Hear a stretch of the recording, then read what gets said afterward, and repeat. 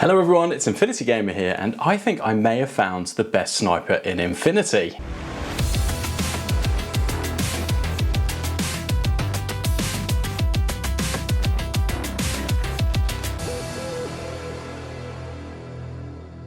So this video came because I posted a picture of my Yalgat sniper painting update on Instagram, and someone jumped in the comments and made a suggestion that it was one of the best snipers in the game.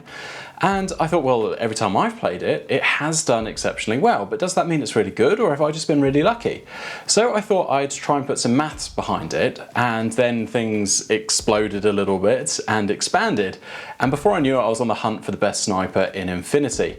Now, there are a couple of caveats to this, as you would expect from any best of video for Infinity. I've purely looked at offensive snipers here. So in your active turn, which one would be potentially the best in the game? And the reason why I've done that is that I can factor in things like surprise shot, I can use the best range bands for the sniper, I can use the maximum burst, I can use the maximum ballistic skill, I can basically choose everything to be in the sniper's favor, including the engagements, because a common thing that would come up in a conversation like this is, say a unit has MSV1, you go, well, what about mimetism -6? Well, that's not going to be as good as something that's got MSV2. True, so I'm basically choosing the best engagements for that sniper. In order for them to qualify for this, the profile had to have a sniper rifle. Now that meant the viral sniper, the plasma sniper rifle, the K1 sniper, the T2 sniper, the sniper rifle, and the multi-sniper, and the AP sniper. Basically, if it has sniper in the name of the weapon, the unit would have been included in here. I've scoured over 230 profiles in Infinity to try and rank them, qualify them, and discern which one is the best one in the entire game. A couple of rough stats that I found along the way that I thought might interest you is that the average ballistic skill for all the snipers that I found in Infinity was 12.3. Which kind of sits about right because 12 is kind of a good ballistic skill. Most common rifle across all of these sniper profiles was the multi-sniper. The least common was the K1 sniper rifle. No real surprises there. 60% of snipers have no visual equipment at all, so no MSV, no X-visor, nothing like that. MSV1 was the most popular out of those that did have visual modifiers, with 21% of snipers having MSV1, and then MSV2 was on 14.71% of snipers, so quite a large chunk of them. 30.83% of the snipers that I came across in this research were linkable, and no surprises that they will make up the lion's share of the top 10 results that I'm going to go through in this video. In terms of the count of snipers that each faction/sectorial has, Ariadna actually has the most sniper profiles at 18, JSA have the fewest at 1, and the average sits at around 5.4 sniper profiles per faction sectorial. Only one vanilla sniper featured in my top 10 list of snipers. Because I could have expanded this out with 230 plus profiles at my disposal, what I've decided to do is just give you the top 10 in this video. So what about the scoring criteria? Well, in terms of how the snipers were scored within this system, I looked at 4/5 key areas for the scoring system. So the ballistic skill that was available to that sniper, now that is once being linked and things like that. The burst of the sniper rifle, again that factors in unit boosts, all that sort of stuff.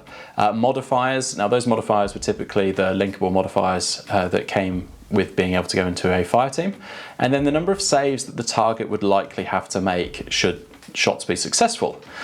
As a final round of confirmation, and to validate the scoring that I put in place, the top 11 were put through a dice calculator facing a linked fusilier in cover, and then facing an avatar in cover as well.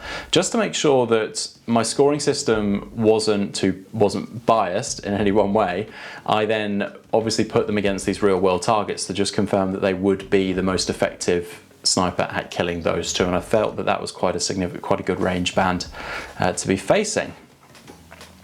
A couple of notes about some of the scoring that was in place here. So marksmanship was calculated as a +3 ballistic skill modifier for calculation. Now that just made it simpler than weighting it as equipment, because what I did with other levels of equipment, so MSV, X-visor, MSV1 and MSV2, they actually had like a points weighting but they were fairly minor because, as I'll explain later, it's about the sniper selecting the best target for its capabilities.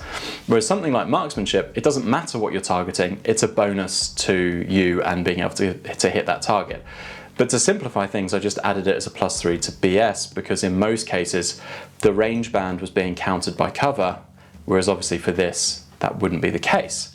With the multi-sniper, all calculations were done using the DA variant for maximum saves. There is a little bit of conversation as to when the AP version of the multi-sniper becomes a better profile for you to choose. I think, having conversed with a few people around this, it's around 6 armor. That's where it's kind of like, it's a bit of a toss-up as to whether doing DA or AP is actually better. And then above 6 armor, it's AP is generally quite good. So here, just for this, I've used DA for all of the sniper profiles that have multi-sniper. Likewise, the plasma sniper rifle, always use the template version in my calculations because reducing cover saves was a better situation for the sniper in most cases. The points required to make the fire team for that sniper were logged, but were only used in the event of a tie to determine which one would rank higher, with basically the cheapest fire team composition to get that sniper all the way up to its maximum ballistic skill and burst and all of that would be the winner in that instance.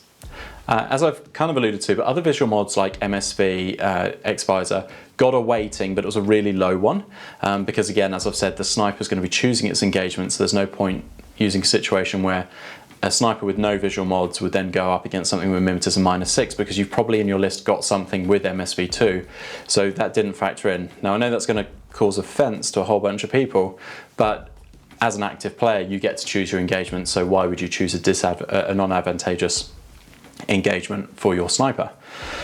Sorry, just scanning through my huge list of notes here. Mimetism wasn't counted in the benefits of that sniper, so bear that in mind when I'm going through a whole bunch of these. Mimetism is a good thing for a sniper to have, obviously, but again, that's a reactive turn situation.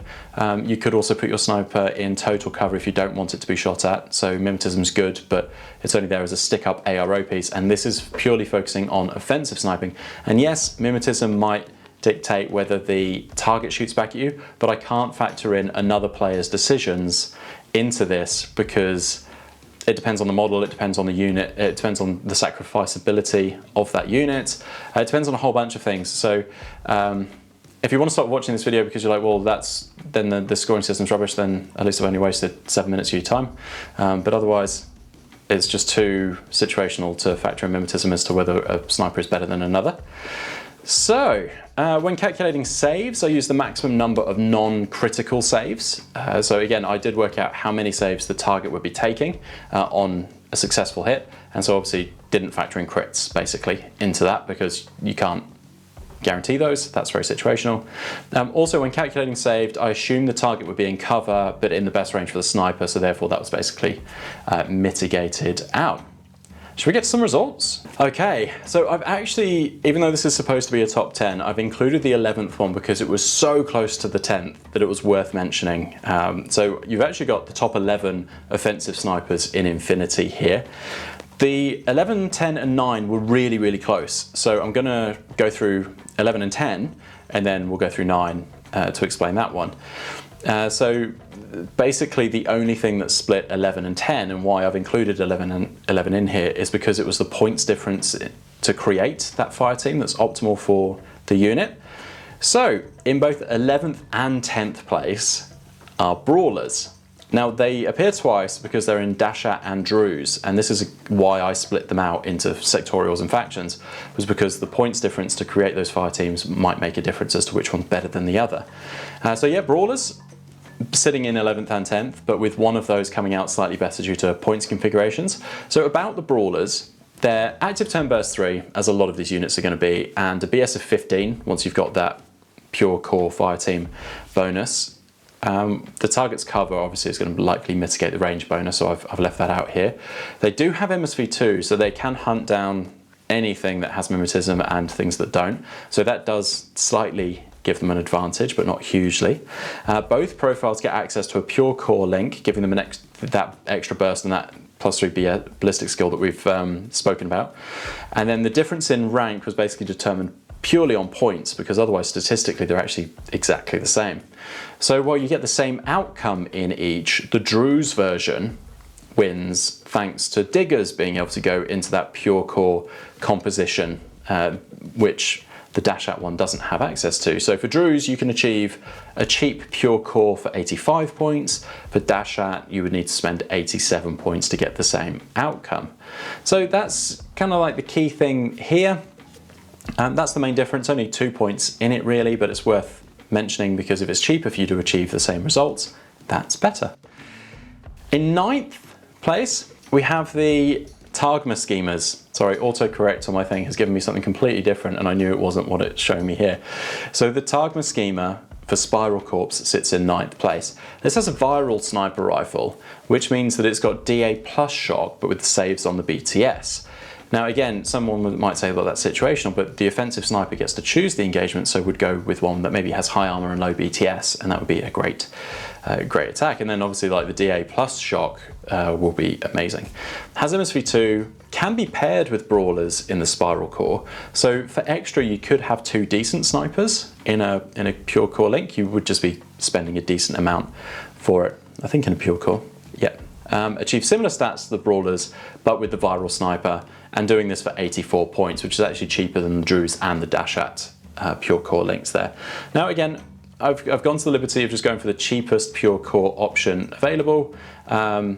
It might not be the one that you go for, it might not be strategically the best pure core for that faction, but I'm basically looking at it as like how inexpensive would it be to get this sniper performing at its best and on the table.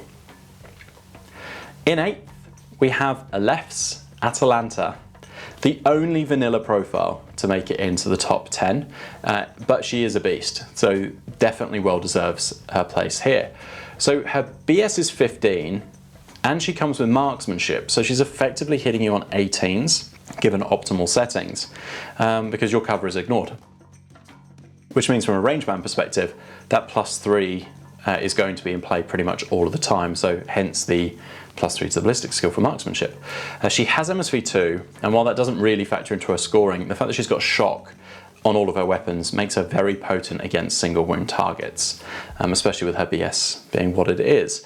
It doesn't factor in her scoring, but be wary of her burst 2 in ARO. There is a profile option, it's slightly more expensive, I think it's 44 points rather than the 40 for the other one, but the total reaction means she'd be burst 2 in ARO.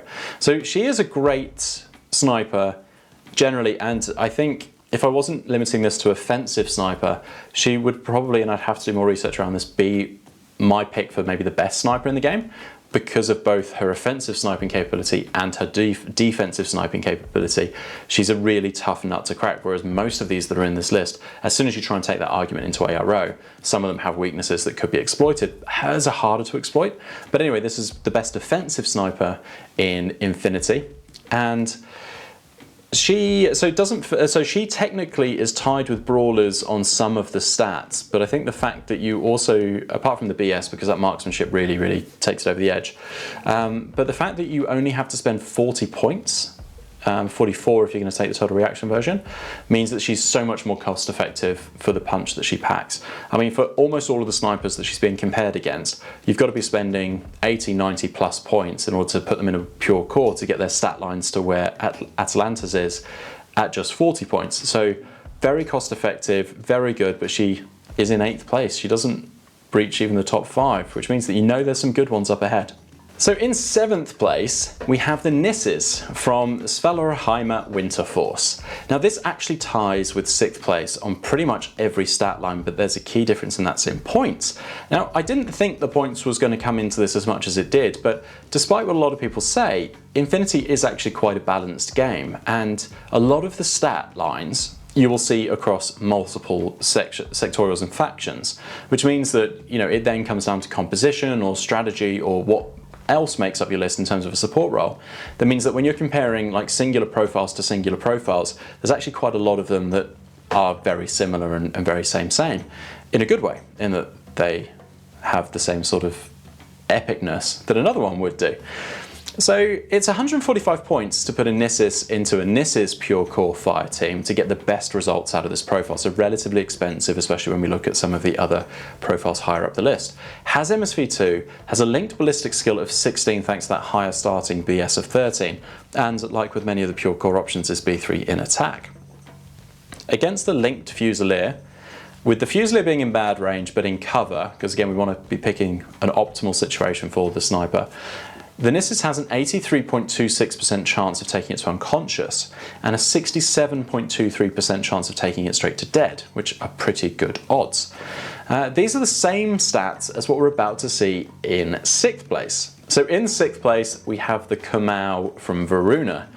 Everything you've just heard about the Nissus sniper holds true for the Kamau in terms of its stat lines and its equipment and everything like that, but the only thing that differentiates them was that cost that we mentioned. So you can get all of the same stats that we just talked about for the Nissus. So we're talking about B3 in attack, we're looking at a ballistic skill of 16, we're looking at MSV2. You can get all of that for 33 points less in Varuna with the Kamau. Now that makes it a much more likely adversary, but that is a very good other unit that you're able to take. 33 points, there's quite a lot of things that cost 30 points, 33 points that are great offensive pieces or defensive pieces. I mean, what, that's a TR HMG bot plus some change. Yeah, lots of good stuff that you can get for 33 points. So interesting there. And so it wasn't even the case that, I mean, this is in the Kamau from a stat line point of view, almost exactly the same, but 33 points difference, that's significant. So when we're talking about the Kamau, we've obviously highlighted what it's capable of against the Nissus because it's got the same stat line there. So with the Kamau, Avatar versus that, it's got a 0.11% chance of killing it from one attack. It has a 14.59% chance of doing 2 wounds to an Avatar in cover and 50.73% chance of doing 1 wound to an Avatar in cover. So very doable to use something like a Kamau to chip away at an Avatar. I mean, the Avatar might kill you, probably will, in that exchange, but wouldn't it be cool? So in 5th place, we have Nauf with Starco. This is the only mixed core entry into the top 10, and it's because Nauf is an absolute beast, really. Now, he is the main character, one of the characters in the manga novel Outrage, and in that, he is an epic sniper, and is well known throughout the human sphere for being so, apparently. So it's great to see him make the top 5 because it reinforces that idea that he is actually as good as the manga announces.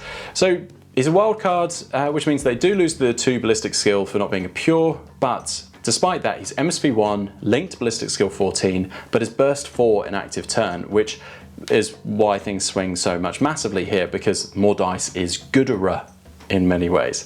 Most targets we're returning fire with 2 shots because even a linked sniper in ARO or a linked target in ARO will be B2 unless it's a TR bot, but even then you're going to be outside of the TR bot's good range ideally, and you're probably going to be having 4 dice versus 4 dice, but with you having an advantage in terms of the modifiers. So Nauf is really good here. Nauf is killing a linked Fusilier 67.23% of the time with 1 attack, which is quite impressive. Then against an Avatar, 0.24% of the time, be killing it, 12.44% of the time, be doing 2 wounds to it, and 42.71% of the time will be taking 1 wound off an Avatar, which is quite impressive, really. And in 4th place, we've got the sniper that kind of started all of this, the Yaugat Strike Infantry from Morats. Pure core, MSV2, plus 1 burst on the multi-sniper. Linked BS is 15, but with burst 4, which is quite impressive. So that's a little bit better than what we're just going through with Nauf. And you can do it for as little as 91 points. You can have Morat Vanguard Infantry making up the lion's share of that pure core, and then just have the Yaugat in there if you want. 91 points is pretty cheap to have all of this, really. Against Angus, against the Fusilier, killing it 74.52% of the time, taking it to unconscious 84.86% of the time. Now, when I say dead for single wound models, I kind of mean unconscious, so apologies for that if that's created any... sorry, no, I don't. Ignore all that. I said killing, I said unconscious. Sorry, I've changed the order for some of these videos. Avatar, killing it 0.43% of the time, doing 2 wounds to it 16.94% of the time, and doing 1 wound 48.69% of the time. So close enough to 50, of the time I'm going to be doing 1 wound to an avatar. Out of all the snipers we'll feature, the Yaogat stands out as doing the best against the avatar in most cases. So 4th place for the sniper that started all of this, the Yaogat Strike Infantry. So then finally I've got 1st, 2nd and 3rd place. Now they were all statistically almost identical, however points separated them. So what I'm going to do is tell you what features in the top 3 and then I'm going to tell you what place they all finish at. So finally for the top spot we have the Grenzers from Tunguska and we have the Neo-Terra Bolts from both Foreign Company and the Neo-Terran Capitoline Army. Both different profiles, so the Grenzers and the Neo-Terra Bolts carry MSV1. Both have marksmanship, which is hugely beneficial to a sniper, and they have a linked ballistic skill 16 with burst 3 inactive. So pretty impressive stat line there. All scored the same amount of points exactly for for offensive killing ability, but it was the points to create those fire teams that made the huge difference to who finished 1st, 2nd and 3rd. So in 3rd place, we have the Grenzers. The Grenzers needed 147 points to create a pure core Specs Corp fire team. Quite expensive, now especially when we've just listened to the Yaogat can do 91 points. In 2nd place, we have a Neo-Terra Bolt, obviously. But which one? The cheapest, and therefore the winner of the best offensive sniper in Infinity is the NCA version of the Neo-Terra Bolt. Comes in at 100 points versus the Foreign Company's 128. So not much in it, but it was enough to swing the difference. Now you can jump in the comments and discuss whether you think that this scoring system is accurately reflecting the best sniper in Infinity. You can let me know whether you would have prioritized a different attribute over the other, maybe the burst value over the BS value. I'm really willing to hear your thoughts on this, so jump in the comments below and let me know what you think of these top 10 offensive snipers in Infinity right now. Thank you so much for watching this video. I really hope you enjoyed it and I'll be back soon with another one.